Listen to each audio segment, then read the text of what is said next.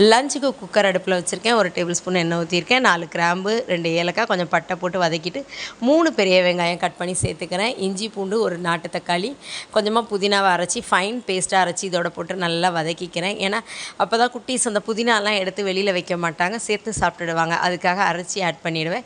மஞ்சள் தூள், மிளகாத்தூள், ஜீரகப்பொடி மிக்ஸ் பண்ணிவிட்டு 1/4 டம்ளர் தண்ணி ஊற்றிருக்கேன். இந்த மசாலா குக் ஆகுறதுக்கு பச்சை பட்டாணி, கேரட்டு, பீன்ஸு, குட்டி சோயா இருக்குல்லையே அதை வேக வச்சு இதோட சேர்த்துருக்கேன்.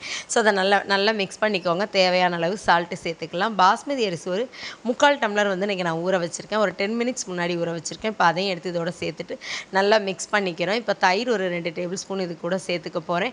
3/4 டம்ளர் வச்சதுக்கு நான் வந்து 1 1/2 கிளாஸ் வாட்டர் ஆட் பண்ணணும். ஆனால் நான் அவ்வளோ ஆட் பண்ணலை, 1 டம்ளர் தான் ஆட் பண்ணிக்க போகிறேன்.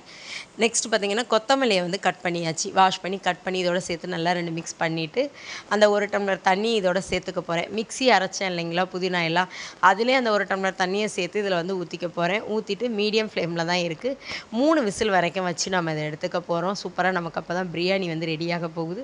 இது வந்து நீங்கள் வெறுமனே கூட வெறும் ரைஸாக கூட பசங்களுக்கு கொடுக்கலாம், இல்லைனா தயிர் பச்சடி செஞ்சுக்கலாம், இல்லைனா எக் ஆம்லெட் ஊற்றிக்கலாம். இன்றைக்கி நான் வந்து பசங்களுக்காக முட்டை, குட்டி சோயா போட்டு ஒரு தொக்கு பண்ணியிருக்கேன். ஸோ அந்த தொக்கு இருக்கு இல்லையா, அதை வந்து இந்த ரைஸோடு சேர்த்து சாப்பிட்டுக்க போகிறோம்.